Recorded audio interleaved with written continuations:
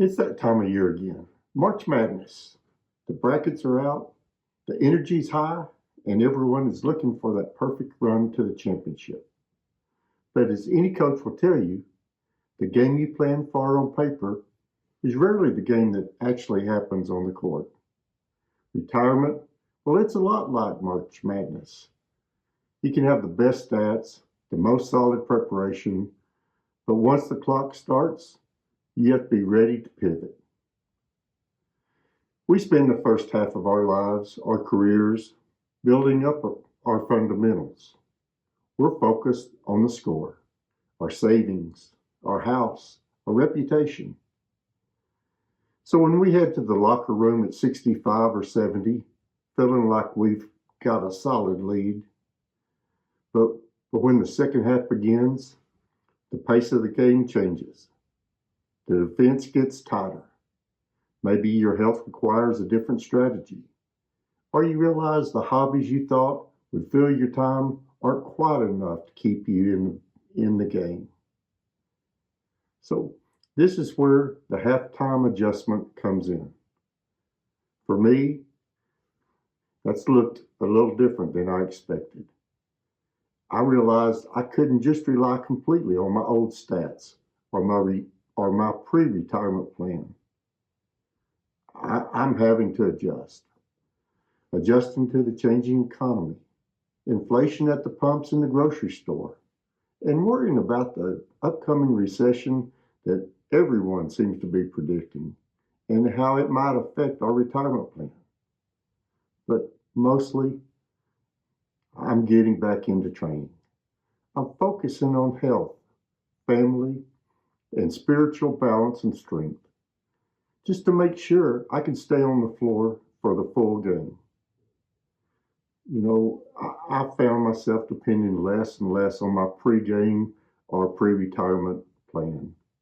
Instead, I've been going back to the original playbook more and more. I've started spending my morning with my coffee and the scriptures, realizing that if I want to finish this game well, I need to follow the ultimate coach's lead. Now, that's been a major adjustment for me, especially as someone who usually keeps my faith a bit more private. But it's turning out to be the key, or I believe the strength, to my second half strategy. In basketball, a bracket buster is an unexpected turn that ruins your plans. Well, life has those too. You might slip. You might lose your momentum, or a project might not go the way you hoped. But the beauty of the tournament is that it isn't over until the final buzzer. A slip in the second half doesn't mean you've lost the game.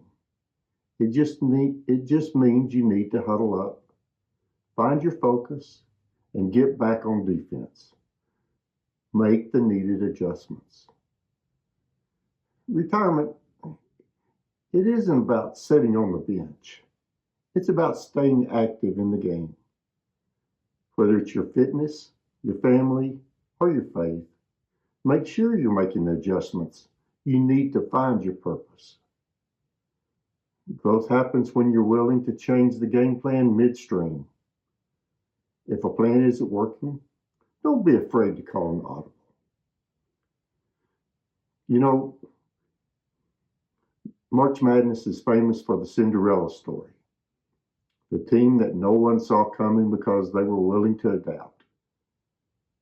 If your retirement doesn't look like you planned 3 years ago, well, that's okay.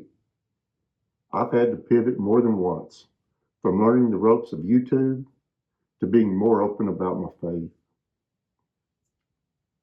So how's your second half going? Have you had to change your game plan? Have you made a pivot lately that ended up being a big win? Drop a comment below. I'd love to hear your strategy. And let's keep moving forward, one play at a time. Wes out.